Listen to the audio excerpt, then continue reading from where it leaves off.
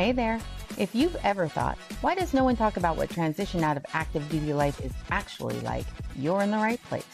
This is the podcast for military spouses where we talk about all of it, the uncertainty, the opportunities, the decisions no one prepares you for. Real stories, practical strategies, honest conversations. Welcome to MilSpouse Transition Conversations. I'm a Gallup certified Clifton Strengths coach. I'm passionate about supporting military spouses and your host, Anna Larson. Let's get into it. Did you know that if a service member is married and chooses to not accept full coverage of the survivor benefit plan, the military spouse must sign a document agreeing with that decision? And if nothing is decided or signed, that coverage defaults to the full amount. So how do you know if you need the survivor benefit plan? Is it a yes decision or a no decision for your family? Is a life insurance policy a better option, or does your family need both? Today's guest, Andi Wrenn, is founder of Coaching Capability. She's also a military financial expert, and she's joining me today to help military families know how to determine if the survivor benefit plan is worth it for their family. Andi Wrenn is a master's in counseling and has been working with military families for over 30 years. She's also a military widow. She's the past president of the AFCPE Board of Directors, recently retired from working in leadership and military contracts related to personal finance. She continues developing educational programs for CFPs, CHFC, and AFC, continuing education and experience hour through her business coaching capability. She is a military financial subject matter expert. She was awarded the 2021 Outstanding Education of the Year program from AFCPE and in 2023 Women Working in Wealth Award. Andi was awarded the 2007 FINRA Foundation Military Spouse Fellowship, Zachary and Elizabeth Fisher Humanitarian Award, Air Force, and FINRA Foundation Mentor of the Year twice. Her husband served in the United States Air Force, and as a military spouse, she now serves as a TAPS mentor to assist other military widows in their time of tragedy and grief. She also volunteers with the USO and mentors financial professionals to reach their goals professionally. So this is why I'm saying Andi knows all the things. She's got so much experience. I am really excited to have her on here today because this is the person that you want to go to ask those questions that you don't have the answers for when it comes to transitioning out of active duty military service and needing to know about the finances, which is the number one decision-making process that military families go through, and also the one that causes us the most stress and anxiety. So let me bring Andi up. We're just going to bring her on stage and say hi. Hi, Andi. Hello. Thank you so much for being willing to come on and talk with us about survivor benefit plan. I'm glad to be here. It's a great topic. It is. It's a sad topic, right? Because the whole reason for survivor benefit plan is like a life insurance policy. So if the service member passes, then the spouse has some options in terms of income. Now, you, I know, have some very personal experience related to this. Yeah, and there's a really hard way to learn things, and that's by experience it. My husband was in the military for almost 27 years and ended up being medically retired at that 26 and a half year period. 8 months later, though, he passed away unexpectedly, and it was really rough. And I had a lot of people that worked for me that had worked with survivors and things like that. So I would go to them and I'd say, hey, what I know about all of this already. I teach it. But I said, what is the one thing that I need to know that you tell people, and what mistakes do people make? And everybody always says, don't do anything major for a year. It was very helpful to have the Casualty Affairs Office help me fill out all the paperwork and just get everything done that I needed to do, because you're like in this state of chaos when somebody passes away and it's unexpected. And even though I know what to do, it was nice to have somebody walk through with you. He retired, medically retired, but you had expectations of many more years with your spouse. And 8 months later, those expectations, it was gone. And so our whole financial plan was around, I was going to work 2 years beyond him retiring. And then I was going to retire and maybe become one of my employees and work part-time, and we would travel. And I lost my travel buddy. I lost my whole future in one day. Yeah. Horrible. So with a survivor benefit plan, you had mentioned previously backstage that you chose to accept survivor benefit plan. So what you thought was just a safety net for the future ended up being something that was critical to your ability for income and financial stability right after your spouse retired. Yeah, we were working on having everything completely ready for that retirement stage. So I had a small debt that I was paying off. So I didn't have a lot of money when he died in the bank because I had investments and things, but that SBP payment, I received it pretty quickly within a month and a half of him passing away. And that was really helpful because I ended up having some legal things that I had to deal with after he died. And I spent most of my salary, which was a decent salary, paying for an attorney. And that SBP is what got me through for 2 years. So that was really beneficial to have that monthly payment come in on a regular basis. One of the conversations that we had backstage also, and I want to make sure we address this right up front with anybody that's listening today, is that this is such a personal choice. And it really is about your ability to accept risk.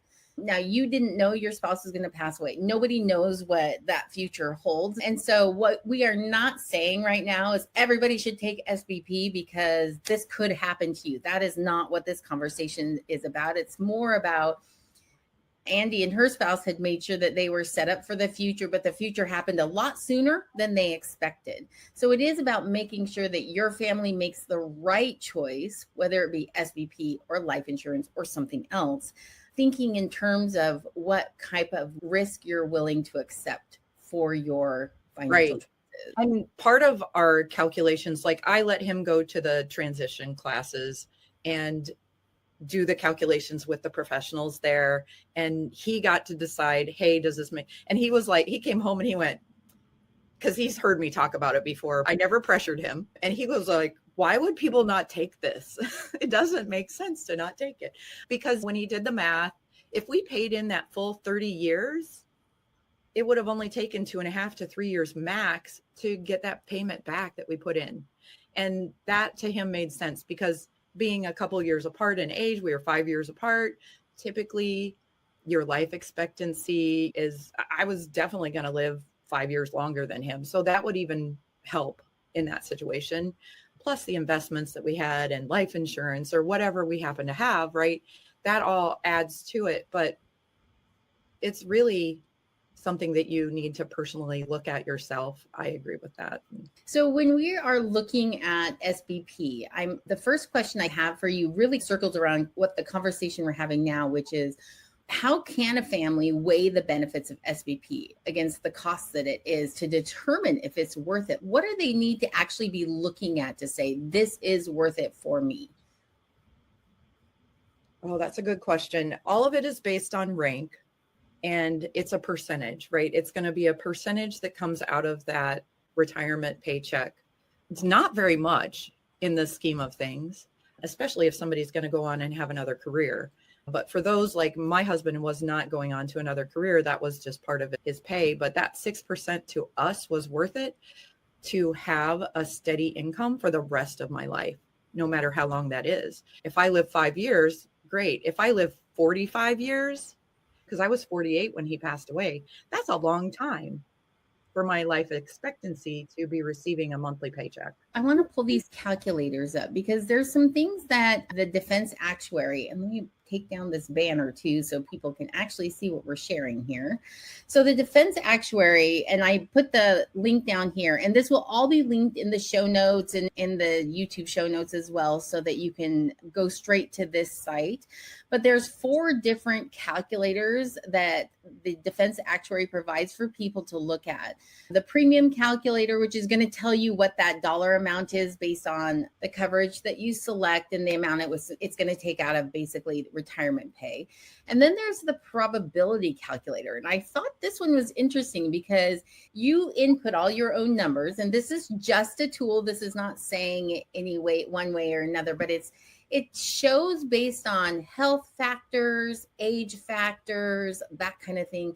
What's the probability that the spouse is going to need SBP? Kind of a morbid conversation, but I think that's a huge part of something that you have to talk about when it comes to this financial decision. Wouldn't you say, Andi? Yes, definitely. And a lot of it depends on your financial situation too, as you go into retirement or that transition out of the military. How much debt do you have? Do you owe money on a home? Are your kids going to college and you're going to be paying for that? There's so many factors that are personal. Like I believe it is a very personal decision for people. And I don't think service members should just listen to somebody else who's done it, because your buddy's factors are completely different than your factors. So having these calculators is a really good thing to start looking at.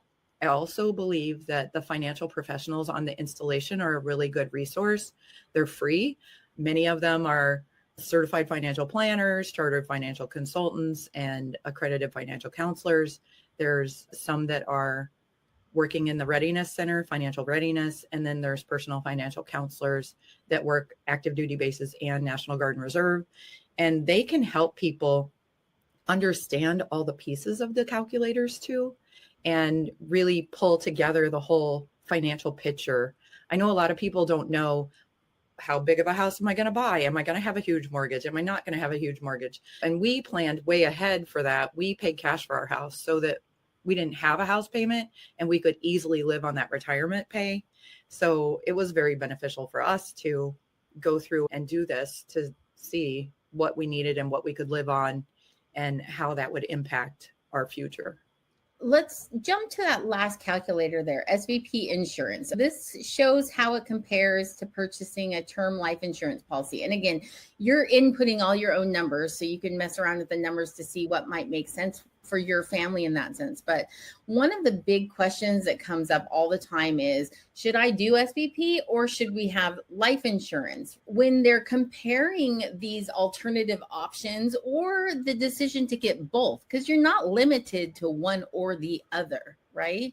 So when you're comparing these different options, what are some of those things that families have to look at or think about as they're going through this?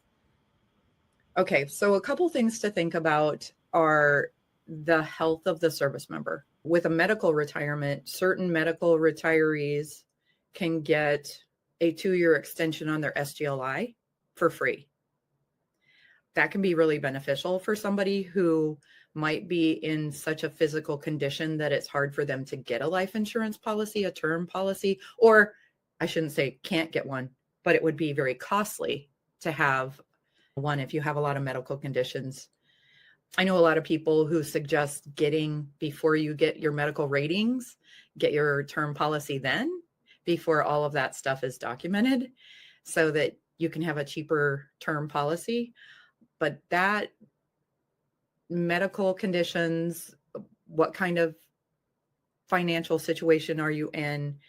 I say yes, and I think having the SBP and a life insurance policy is very beneficial to people, because I know behind the screen we talked about one of the things that I think is really important is that there's some research that shows that people who get a lump sum payment are more hesitant to spend that money. And they're like, oh, this $1 million life insurance policy just has to sit in my account. And then they might not live as comfortably as they want to because they're afraid to spend that big chunk of money. And the SBP allows for that monthly payment, so it feels more like a paycheck that continues after the service member passes away. It's 55% if you take the full coverage, but that can be really helpful if you have that lump sum also. So there's a lot of different ways people can do it. I don't think that one way is perfect for everyone. I think that you really need to look at the kind of debt load you have and the bills that you plan to have. And do you want to travel in retirement? Like, people always think about, what am I going to do when I retire? A lot of people in the first few years of retirement spend a lot of money traveling, and the go-go years, we call them. Yeah. The answers to financial questions for transitioning families is really so difficult because every situation is so incredibly unique. But for best practices purposes, one of the things I know when people are looking at SBP and they're like, it's not worth it. Some of the things they look at are, if my spouse outlives me, or if my spouse passes before me, everything I've paid is lost and gone. It's not like you get any money back from the SBP, or they say, hey, we're going to give you money back because you didn't have to pay out. We didn't have to pay out this quote unquote insurance policy that you've taken out. That's one. And that's very similar though to if you're paying for a term policy and your term policy expires, you've paid all that money and you never used it. So I see those very similar. Thank you. That's a good comparison. Another one that they talk a lot about is taxable benefits. When the spouse pulls that SBP benefit, it is taxed. At least federally. Federally. Yeah, depending on what state you're in. Yeah, I was going to say a lot of states are changing the rules on that. So that's been pretty helpful for some people.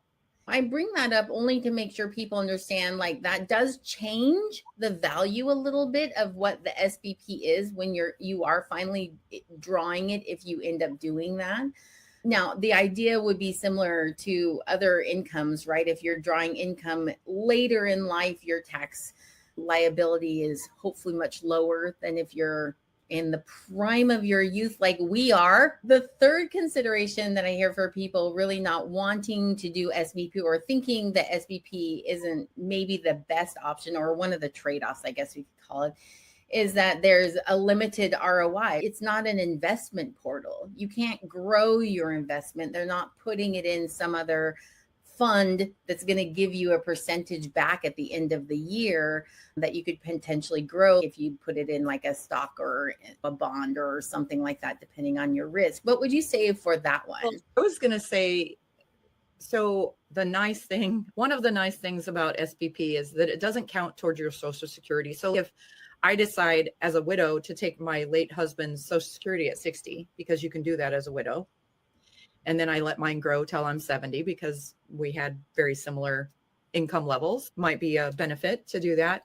That pension payment doesn't count towards that Social Security where they take $1 for every dollar or whatever. So that isn't counted as income against your Social Security, which is nice.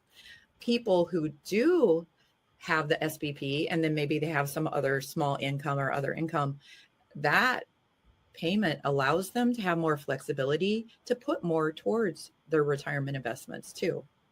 If I get a couple $1,000s a month that is coming in regularly, and I have a couple $1,000s a month that I'm making in my job, I'm able to maybe max out my retirement savings. So it does allow for that to be more beneficial towards that retirement planning, I think, and investments and that kind of thing. This is why I brought you on, Andi. So these are like the trade-offs that when I talk with people about SBP, these are like the cons, I'm going to say. We're just going to call them cons. But you've given a positive response for every con that could potentially be part of your SBP that families do need to consider. That long-term thinking is so important, as opposed to just saying, what do I need right now or in the next 2 to 5 years? It really does need to be almost like a let's go out 30 years, 50 years, whatever your age is of retiring. Because we have military families retiring in their early 40s. I know. So there's the potential for another 50, 60 years of life or more, that where there does need to be some consideration of how are we going to pay for all of that. And I do like that SBP has the cost of living adjustment. So your term policy is not going to have a cost of living adjustment, but your SBP does. That's another thing too, right? That it continues to increase as you get older. And that can be helpful for people. So let's talk for just a minute about the situation where you are now drawing SBP. Can you talk a little bit about how it interacts with the other benefits like DIC and what that does to the value, and what considerations do military families need to be thinking about when it comes to this? Well, I think before the law changed a couple years ago, where DIC and SBP were offset, I think that was a big reason that people use for not taking SBP, because they're like, if my death is service connected, my partner's going to get $1,200 a month. That's what it was back then. And now that SBP and DIC are not offset from each other, that DIC is not taxed. So if you can get the death service connected, That's another like $1,600. It's changed a little bit. There is legislation they're working on to try to get that to be something that continues to change on a regular basis, because it's been a flat rate for years and years. But it is something that's very helpful for people to have both. And it is nice that the DIC is not taxable and the SBP is taxable. So then that doesn't increase your tax bracket, for example. Not everybody gets that DIC, and not everybody knows that they can apply for it. And now that the offset is gone, there are a lot of people who are going back and they're like, oh, I'm going to see what I can do to get that death service connected, because maybe they didn't do it before.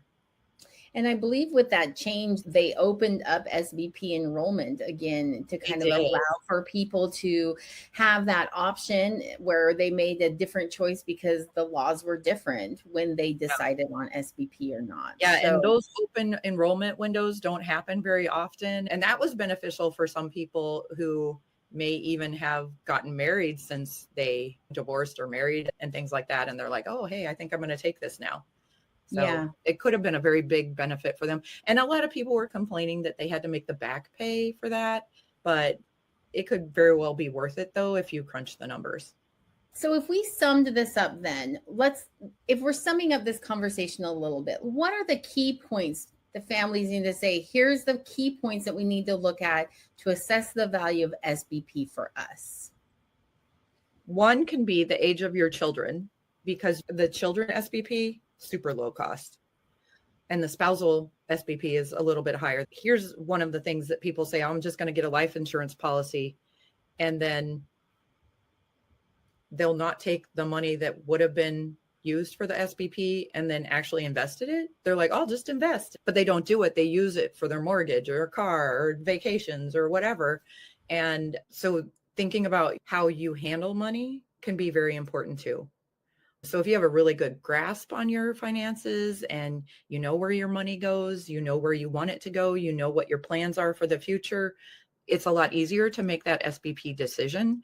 If you're somebody who hasn't really spent a lot of time working on a budget or a plan, then that SBP could be a really great fallback for the people who fail to plan or miss the mark and don't do what they thought they were going to do in retirement. I'm going to jump in here and be like, this is no judgment here. We're just saying, let's be real about how we handle money. Everybody has a different relationship with finances.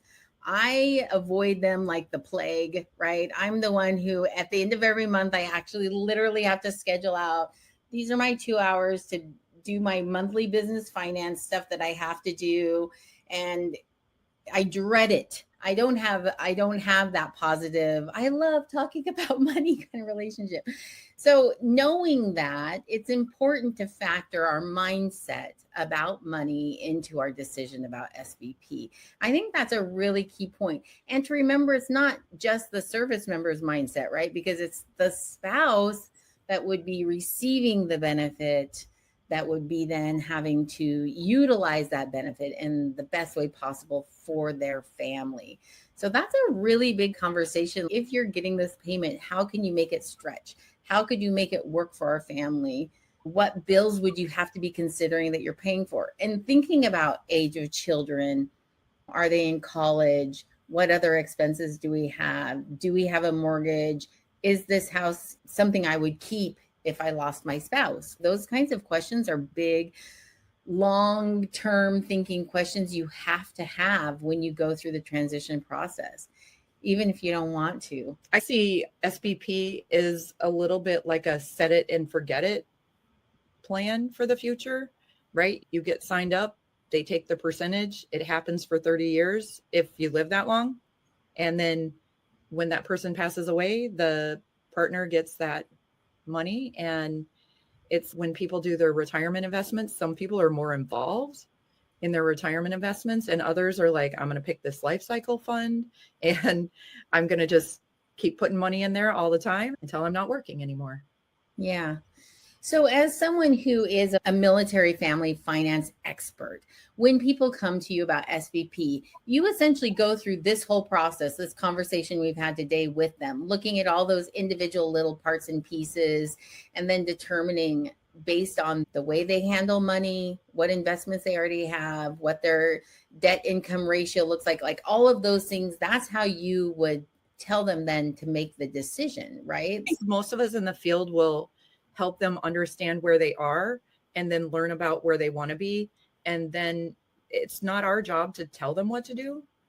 It's our job to help them be as informed as possible to make the decision for themselves. So I see that as a big thing that most of us do in the military community when we're talking to people about money, because ultimately it's up to them. And we don't want to be responsible for saying, oh my gosh, you definitely need to take this, or you definitely shouldn't take this. And then something happens down the road. Yeah. But they do need to know their risk. They need to know how comfortable they are with what happens if. And I will say, with all the military widows and surviving parents and things like that I've worked with, not one person is upset about receiving SBP. That has been something that helped them through the really tough times at the beginning, especially. It gave them a little time to reflect on, okay, now what do I want to do? I haven't heard anybody go, oh, but I wish I just had $1 million policy or a $2 million policy. They're like, I am so thankful that we had SBP. Yeah. It really just, especially, it goes back to our very first part of our conversation, which is when you are grieving the loss of someone you love, the last thing you want to have to stop and think about is how I'm going to feed my kids or myself, or how I'm going to pay the bills, or do I have to sell this car immediately? Yeah. Do I have to move out of my house right away because I can't afford the house payment? It's really hard. That's a really stressful time for people. Yeah, I can't even imagine. I'm sorry that you had to go through that, Andi. So to everyone that's out there listening to this conversation, clearly we can't give you the answer. I'm sorry to say. It always comes back to making that personal decision that's best for your family. But SBP is one of those things that you cannot ignore. The military spouse has to sign off on the document saying they are or are not taking SBP. You can award SBP to minor children up to a certain age period, and then that SBP ends when they are no longer eligible. And we've had the special needs trust discussion, and I've had classes on that, where if you have a disabled child who's disabled by a certain date or year, you can award that SBP to them. And there's a special needs trust that you can have the SBP go into that helps care for that child after your passing. That's excellent advice. Thank you, Andi. Yeah. Tell everyone where it's the best place to come find you and connect with you at. I am super active on LinkedIn. That's probably my most active place. And I'm always happy to have new connections. Make sure you go and connect with Andi. You can head to milspousetransition.com in our resource hub page. We will have all the show notes from today's show. So you're going to be able to find that calculator for SBP. There's another defense site that has like the full explanation of SBP that I'm going to put on there, because we want you to have the latest and greatest from the people who are actually making the rules about SBP, not just what we talk about on our show, as well as Andi's contact information. All you're going to have to do is click the link. If there was one last piece of advice you would give a transitioning military family, what would you tell them? Oh my gosh, just because this is what I did for a living, I think that everybody should utilize your financial installation financial professionals, because they're free. And that would be like $150 to $250 an hour minimum. And you can learn so much by going through all of the areas of personal finance to get your things aligned before you head out to the new adventure. Oh, I love that. Okay, so go talk to your financial professionals. Make sure that's part of your year before you retire timeline so that you can get all of this straightened out. Andi, thank you so much for having me. Yeah, absolutely. It was such a pleasure. We'll see you at the next MilSpouse Transitions Conversations. Thanks for being here for MilSpouse Transition Conversations. If this episode resonated, share it with someone in your circle. For more resources and support, head to milspousetransition.com and join